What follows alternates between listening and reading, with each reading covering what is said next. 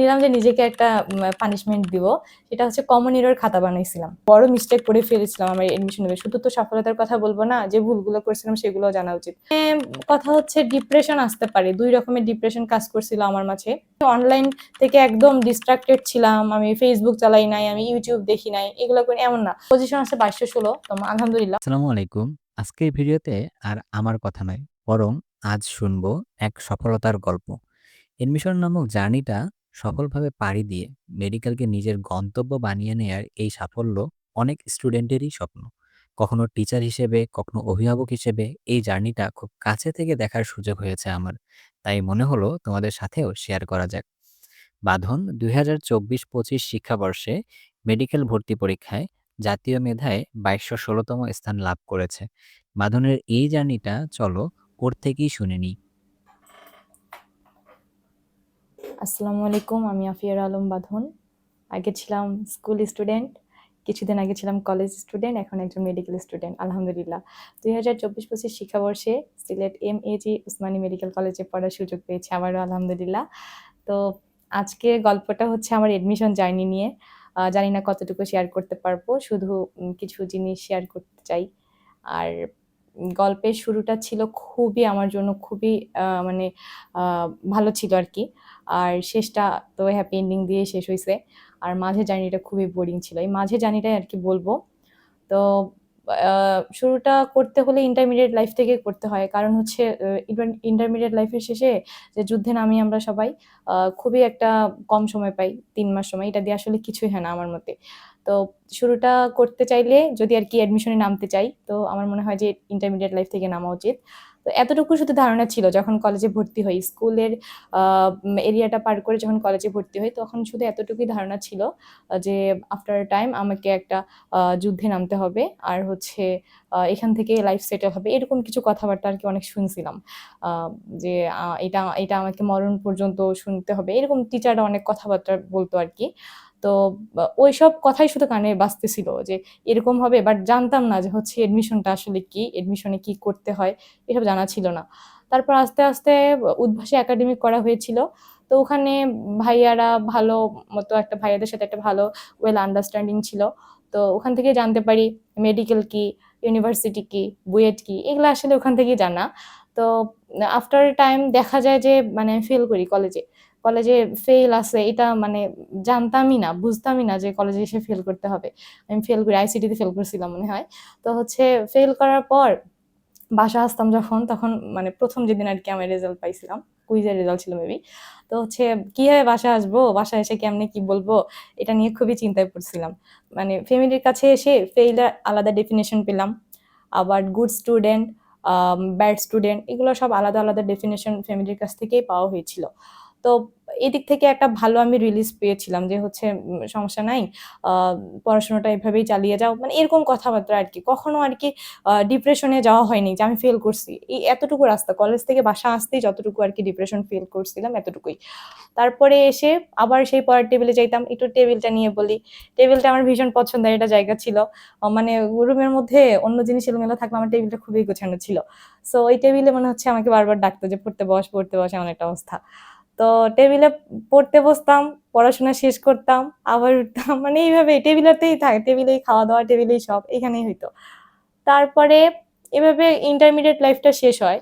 কিন্তু মানে পড়াশোনার কথা যদি বলি যে কিভাবে পড়াশোনা করেছিলাম ইন্টারমিডিয়েটে, সেটা হচ্ছে কলেজে এই যে ফেল করতাম, এই যে মানে খারাপ রেজাল্ট মাঝে, মাঝে করা হইতো, এগুলো নিয়ে ডিপ্রেশন ছিল না। মানে মাথায় চিন্তাও আসতো না যে কিভাবে আবার ভালো করব। যেভাবে পড়তেছিলাম সেভাবেই পড়ে যাচ্ছিলাম।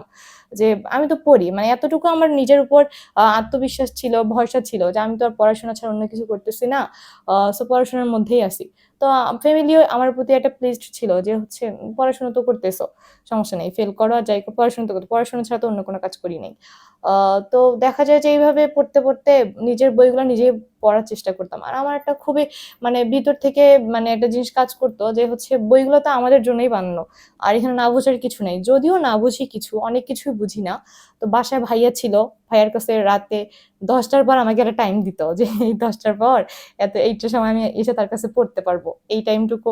তো ৩-৪ দিনে প্রবলেম গুলা খুঁজে বের করে রাখতাম। তো ভাইয়ের কাছে ১০ টার পর গিয়ে বুঝে নিতাম যদি আরকি প্রবলেম থাকতো। তারপর ভাইয়ের কাছে কেমিস্ট্রি, ফিজিক্সটা কমপ্লিট হয়ে যেত। তারপর আমি যেহেতু উদ্ভাসী একাডেমিক করেছিলাম, ওখানে ভাইয়াদের সাথে একটা ওয়েল আন্ডারস্ট্যান্ডিং ছিল। তো ভাইয়াদেরকেও দেখা যায় যখন তখন মেসেজ দেওয়া, ভাইয়াদের কাছে যাওয়া, ভাইয়ারা বুঝিয়ে দিত, খুব ভালো মতোই বুঝিয়ে দিত। তারপর হচ্ছে আর ম্যাথের ক্ষেত্রে দেখা যেত যে কলেজ টাইমে, টিফিন টাইমে স্যারদের কাছে যেতাম। আমার ম্যাথের টিচাররা আমার কাছে কলেজে খুবই, খুবই, খুবই ভালো মানে ছিল। আমার অনেক হেল্পফুল মানে ছিল ওই কলেজের ওই সময়টা, টিফিনের পিরিয়ডটা আরকি। স্যারদের কাছে গিয়ে বুঝতাম। স্যারেদেরকেও ডিস্টার্ব করতাম আর আমি দাঁড়ায়, দাঁড়ায় স্যারদের কাছে ম্যাথ বুঝতাম। খুবই ভালো লাগতো আরকি।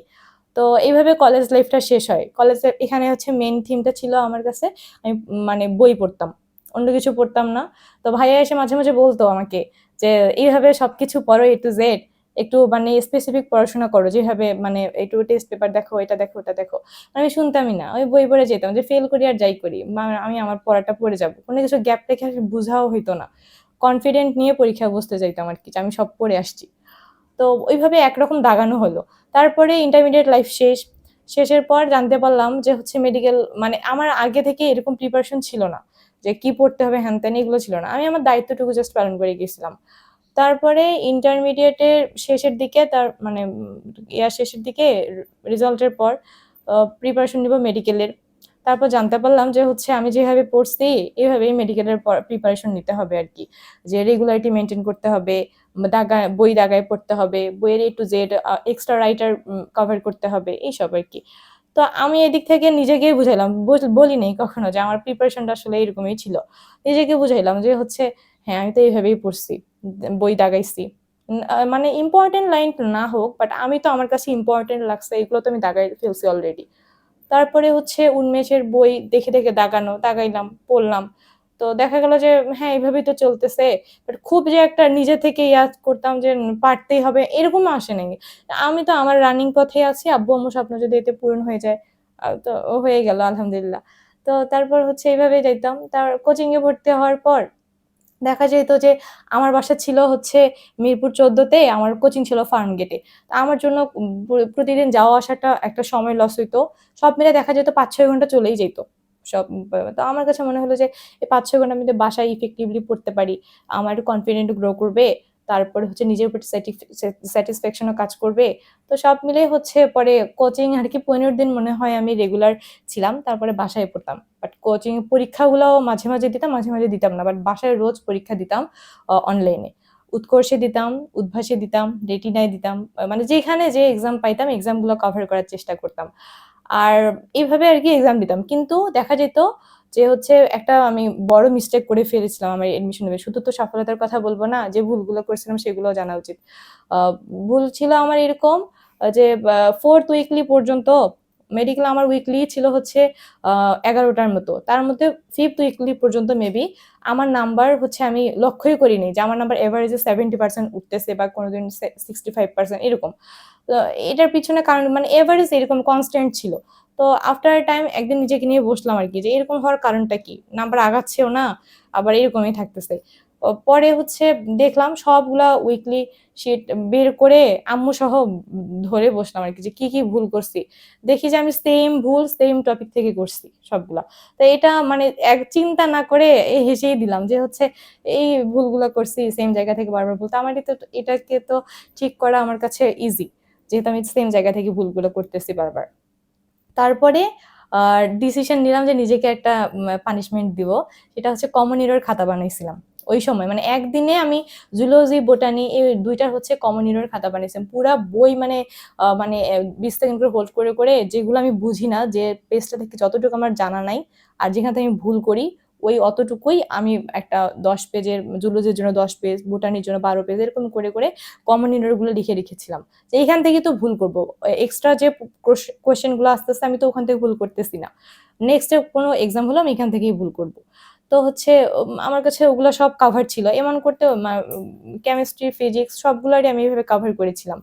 তো দেখা যায় যে উইকলির আগে আমি ওগুলা জাস্ট মানে রিক্সায় যখন যাইতাম তখনও দেখে যাইতাম। তো দেখা যেত আমি আর ওই সেম ভুল করি না। আল্টিমেটলি আমি সেম ভুল করি নাই। তো এইভাবে টার্গেট ছিল। আবার টার্গেট করেছিলাম এরকম যে এক্সামের আগেরটাতে কি করব? মানে ৩ মাস আগে আমি ডিসিশন নিয়েছিলাম যে আমি এক্সামের আগের রাতে কি পড়বো। এক্সামের আগের রাতে পড়া আমি দেখছিলাম যে হচ্ছে আগে থেকে যেহেতু উদ্ভাসে ছিলাম, কোয়েশ্চেন ব্যাংক অ্যানালাইসিস এগুলো আমার কাছে আগে থেকে হয়ে কমপ্লিট ছিল আরকি। মেরিট্রিক্স পড়া। তো জানা ছিল যে আসলে কিরকম টাইপের প্রশ্ন হবে বা কিরকম আসতে পারে। এরকম তো ধারণা আগে থেকেই ছিল। তাই হচ্ছে মানে সবকিছু কভার করা ছিল আগে থেকে। তো কোন চ্যাপ্টার আমি এক্সামের আগের দিন পড়বো, অর্গানিক পড়বো এগুলো আগে ফিক্সড করা ছিল। এক্সামের আগের দিন ডিপ্রেশনে যেন না যাই যে কি পড়ছি। এতদিন পড়াশোনা করে এসে সেই দিন হেলাফেলায় নিজেকে রাখার ইচ্ছা ছিল না আরকি। তো ওইভাবে ওইদিন কভার করেছিলাম। আর এদিকে কমন ইয়ারের খাতা ছিল। আমার একদিনে সব বই রিভাইজ দেওয়ারও আমার একটা ক্যাপাবিলিটি হয়ে গিয়েছিল আরকি। এই কমন ইয়ারের খাতাটা মেক করার কারণে। তো এইভাবে মানে গেল উইকলি গুলো গেল কিন্তু আমার নাম্বার বাড়ে নাই। ওই 75% পর্যন্ত সর্বোচ্চ মনে হয় আমার নাম্বার 79 উঠছিল একবার। ঠিক আছে? উন্মেষের পরীক্ষায়। আমার নাম্বার ওরকমই ছিল। তারপরে এভাবে যখন শেষ হলো, পরীক্ষার ৭ দিন আগে দেখা যেত যে মানে সবাই বলতো যে বারবার রিভিশন দিতে হবে। রিভিশন না দিলে মেডিকেল আর কি পসিবল না। তো এটা কাজ করতো যে সবাই যেহেতু একই কথা বলতেছে অবশ্যই কথাটা অনেক ইফেক্টিভ হবে। তো আমি কি করতাম যে হচ্ছে রিভিশনটা কিভাবে দিব বুঝতাম না। বাট ৭ দিন আগে এসে মনে হলো যে রিভিশনটা কিভাবে দেব? অনেক ভাবনা চিন্তা করে দেখলাম যে ১ম এ ৩০ সেকেন্ড করে পেজ হোল্ড করে রিভিশন দেই। তারপরে দিয়েছিলাম ২০ সেকেন্ড করে পেজ হোল্ড করে, মানে একটা করে পেজ ২০ সেকেন্ড করে ধরে রেখেছিলাম আর দেখে যাইতেছিলাম যে কোন লাইনটা ইম্পর্টেন্ট ছিল ওখান থেকে। আবার লাস্টে এসে ১০ সেকেন্ড আর হচ্ছে পরীক্ষার আগের দিন ৫ সেকেন্ড করে রিভিশন দিয়ে চলে গেছি। তো ওই রিভিশন আর কমন এরর হচ্ছে আমার মেডিকেলে আমার দিক থেকে চেষ্টা করার এক মূল কারণ ছিল আরকি। হ্যাঁ? আর হচ্ছে আল্লাহর কাছে তো মানে চাওয়ার কোনো ত্রুটি রাখি নাই। মানে এত বাজেভাবে চাইছিলাম আল্লাহর কাছে যে সবসময় আমার মুনাজাতে ছিল হচ্ছে আব্বু-আম্মুর আশাটা যেন পূরণ হয়। এতগুলা মানুষের স্বপ্ন আমার সাথে জড়িয়ে ছিল। আমার বাসায় ৪ জন মানুষ ছিল। ৪ জন মানুষেই দেখা যেত আমি প্রিপারেশন নিছি আর কষ্ট করছে হচ্ছে ওরা। সো এতগুলা মানুষের আশা ভরসার জায়গাটা নষ্ট করতে মানে ইচ্ছা ছিল না আরকি। নিজের যতটুকু ছিল সবটা দিয়েই চেষ্টা করছিলাম। কত রাত জাগছি এখন আর এইগুলো মনেই হয় না যে কি করছি কি না। এখন মনে হয় যে কি প্রিপারেশন নিছি। আমার আম্মু-আব্বুর দোয়াটাই কাজে লাগছে। তো এইভাবে আরকি শেষ হয়েছিল। আর এখানে কথা হচ্ছে ডিপ্রেশন আসতে পারে। ২ রকমের ডিপ্রেশন কাজ করছিল আমার মাঝে। সেটা হচ্ছে এক্সাম হলে গিয়ে কি নার্ভ ধরে রাখতে পারবো কিনা। আর একটা ডিপ্রেশন ছিল হচ্ছে আ মানে রেজাল্ট যদি খারাপ হয় এটা কি করব? মানে হচ্ছে রেজাল্ট খারাপ হওয়ার কারণ একটাই হইতে পারে। সেটা হচ্ছে নার্ভ ধরে না রাখাটা এক্সাম হলে গিয়ে।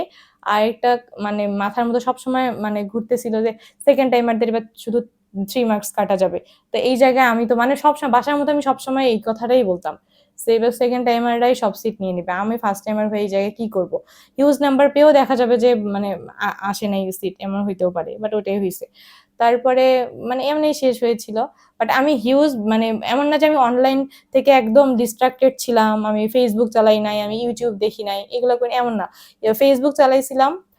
সেটা হচ্ছে যে মানে ৩ দিন ৪ দিন পর আইডি ডিঅ্যাক্টিভেট ছিল। অ্যাক্টিভ করতাম, দেখতাম। আবার ওই সাথে ০.৫ ঘন্টার মধ্যে আবার বের হয়ে যেতাম।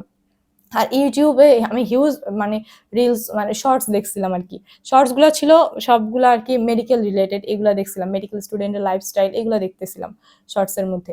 সবসময় আমি শর্টস দেখতাম মানে হচ্ছে কয়টা মেডিকেল আছে, কোন মেডিকেল গুলো ভালো এগুলা দেখতাম আরকি সবসময়। মানে যেগুলা আমাকে একটু ইনফ্লুয়েন্সড করবে আরকি। তো আর জার্নিটা মেডিকেল যে ৩ মাসের আমি শুরু করছিলাম না, ওই ৩ মাসের শুরুটাই ছিল ভালো। কিরকম? আ ভাইয়া বই নিয়ে আসছিল উনমেষ থেকে। এনে দেখে যে আমার হাতের মধ্যে মানে আমার ট্যাব ছিল, ফোন ছিল না। ট্যাবের মধ্যে আমি ফেসবুকিং করতেছিলাম মনে হয়, স্ক্রল করতেছিলাম। তো ওই সময় ভাইয়া এসে বলল, জাস্ট একটা কথাই বলছিল যে, এখন যা করবা, যেমন করবা ৩ মাস পর তেমন একটা রেজাল্ট হাতে পাবা।" তো এই কথাটাই কানের মধ্যে সারাক্ষণ বাজতো যে, এখন যা করব ৩ মাস পর আমি ভাইয়ার কথাকে অনেক মানে আমার জীবনের খুব প্রায়োরিটি দেওয়ার চেষ্টা করি। সো প্রায়োরিটি দিয়েছিলাম। ওই কথাটাই ধরেছিলাম যে যেমন করব তেমন ফল পাবো আরকি। সো কি ঘন্টা, কি ১২ ঘন্টা, কি ১৩ ঘন্টা, কি ১ ঘন্টা এইগুলা কানে নেওয়ার চেষ্টা করিনি যে আর প্রায়োরিটি দেওয়ারও চেষ্টা করিনি যে কতক্ষণ পড়বো, কতক্ষণ টেবিলে থাকবো এইসব না। আমার কথা হচ্ছে আমি আমার দায়িত্বটুকু পালন করব। ঘুমানোর সময় ঘুমাবো, খাওয়ার সময় খাবো আর হচ্ছে পড়াশোনার সময় পড়াশোনাটাই করার চেষ্টা করব। বাট যা করব মন দিয়ে করব। হ্যাঁ? তো ঘুম খুব ভালো মতো হয় নাই। খাওয়া-দাওয়াও মানে প্রেশারের খাওয়া-দাওয়া হয় নাই আরকি। প্রেশার কাজ করত সবসময়। তো হচ্ছে পড়াশোনাটাই করার চেষ্টা করছিলাম। তো ৩ মাস পরে তো জানি না কি হবে, ভালো হবে না খারাপ হবে। আল্টিমেটলি যেন আয়নার সামনে যদি নিজেকে দাঁড় করাই কখনো যেন মানে কোনো কিছুর যেন কমতি না থাকে যে হচ্ছে আমি তো এটা করি নাই। তো আলটিমেটলি এইভাবে জার্নিটা শেষ হয়েছিল। আর আমি খুবই হচ্ছে মুনিবা মাঝারি মানে এদের হচ্ছে কোটগুলো শুনতাম, খুব ভালো লাগতো। ওনার একটা কথা ছিল এরকম যে some words are so strong that can change your DNA. আসলে আমার লাইফেও এরকম অনেক কথা ছিল যেগুলো আমাকে আসলে সবসময় হিট করতো, ভালো কাজ করার জন্য হিট করতো অবশ্যই। খারাপ কথা ভালো কাজ করার জন্য হিট করে, এর থেকে ভালো আর কি হতে পারে। তো আলটিমেটলি হচ্ছে ওই দিনটা আসলো 17 তারিখ তো আমার এডমিশন পরীক্ষা ছিল। 17 তারিখ এক্সাম দিলাম। এক্সাম দেওয়ার সময় এক্সাম দিয়ে এসে যখন বাসায় হচ্ছে মিলাইতেছিলাম কয়টা হলো কয়টা না হলো, তো আমি বাদ দিয়ে আমার ফ্যামিলি সবাই মনে হয় জেনে গিয়েছিল যে আমার একটা সিট হবে, একটা সিট হলো আমার মনে হয় হবে। তো আর কি পরে অপেক্ষা করলাম 1 দিন না 2 দিন, 19 তারিখে মেবি রেজাল্ট দিল। রেজাল্ট হচ্ছে আমার থেকে আমার আম্মু আর আমার ভাবি বেশি এক্সাইটেড ছিল। হ্যাঁ, আমি চুপ করে বসেছিলাম, কি করব জানি না, মাথার পুরো ব্ল্যাঙ্ক হয়ে গেছিল ওই সময়টায় যে কি হবে জানি না। তারপরে হচ্ছে হঠাৎ করে রেজাল্ট, ভাবি দেখছিল রেজাল্টটা। তো হঠাৎ করে দেখি যে 78 পাইছি, মানে আমার টার্গেট ছিল আমি পাবো 82 বা 83 এরকম, তো 78 চলে আসছে নাম্বার। তো এইটা দেখার পর মানে চোখ কিছু হয় নাই। তো 78ও তো এর আগের বার মানুষের অনেক ভালো একটা সিরিয়াল আসছিল, পজিশন আসছিল আর কি। তারপর হচ্ছে দেখি যে আমার পজিশন আছে 2216, তো আলহামদুলিল্লাহ অনেক, আমার কাছে অনেক, আমি অনেক হ্যাপি এটা নিয়ে, প্লিজড আর কি। তো হচ্ছে আহ, এই সময়টা আসলে বলে বোঝানোর মতো না যে ওই সময়টা কি ফিলিংসটা আসছিল, তবে কান্না করছিলাম যে হচ্ছে কি হলো, কি ভাবছিলাম আর কি আসছিল। বাট আম্মু ভাবি এরা সবাই তো মানে সুখে, মানে সুখের কান্না কিরকম হয় ওদের দেখে আমি দেখছি, সেদিন ওদের দিকে শুধু তাকাইছিলাম যে কিভাবে এরা কান্না করতেছে, এত ভালো লাগে এদের মধ্যে কাজ করতেছিল। আমার ফ্যামিলিতে ডাক্তার নাই, এটা হলো মেন একটা অভাব ছিল আর কি। তো অভাবের এই জায়গাটা পূরণ করতে পারছি আলহামদুলিল্লাহ। আর আব্বু স্বপ্ন ছিল, আব্বু আব্বু আব্বু আমাকে কন্টিনিউ যখন কথা বলতো ফোনে ডাক্তার মা বলে ডাকতো। বাট যেদিন আমি রেজাল্ট পেয়েছিলাম মানে ওই সময়টা আব্বুকে কল দিচ্ছিলাম যে আজকে অন্তত ডাকো ডাক্তার মা বলে। বাট আব্বু ওই সময় কলটা ইমিডিয়েট ভাবে ধরতে পারেনি, পরে আবার ধরছে মনে হয়, পরে আব্বুর সাথে কথা হয়েছে। তা আব্বু তো সেই খুশি সেই খুশি। তো ফ্যামিলির মানুষ খুশি, আমিও খুশি, ওদেরকে খুশি করতে পেরে অনেক ভালো লাগছে আর কি। আর পরে তো হচ্ছে চলে গেলাম সিলেট। তো সিলেট মেডিকেল বরাবরই আমার পছন্দের ছিল, আমি দেখতাম সিলেট মেডিকেল মানে হচ্ছে অনেক বড়, কি বলি, মেডিকেল গুলো 37টা মেডিকেল যখন দেখতাম ইউটিউবে ভিডিওতে, তো দেখা যাইতো যে আমার খুব পছন্দের একটা মেডিকেল ছিল সিলেট মেডিকেল। হ্যাঁ, তো এই ভালো লাগছে আমি আমি আমার প্রতি স্যাটিসফ্যাকশন আমার কাজ করে। তো হচ্ছে আমি খুশি আর কি এই অবধি। আহ, আজকে এই অবধি থাক। জানি না কতটুকু বলতে পারছি, এতদিনের লং জার্নি কি আর আমি এই কয়েক মিনিটে উঠাই দিতে পারবো, তবে চেষ্টা করছি। আমার জন্য দোয়া করবেন যেন আমি জীবনের প্রতিটা ধাপ এভাবে শেষ করতে পারি, ফ্যামিলি মানুষকে নিয়ে আগাইতে পারি। এই অবধি। আসসালামু আলাইকুম।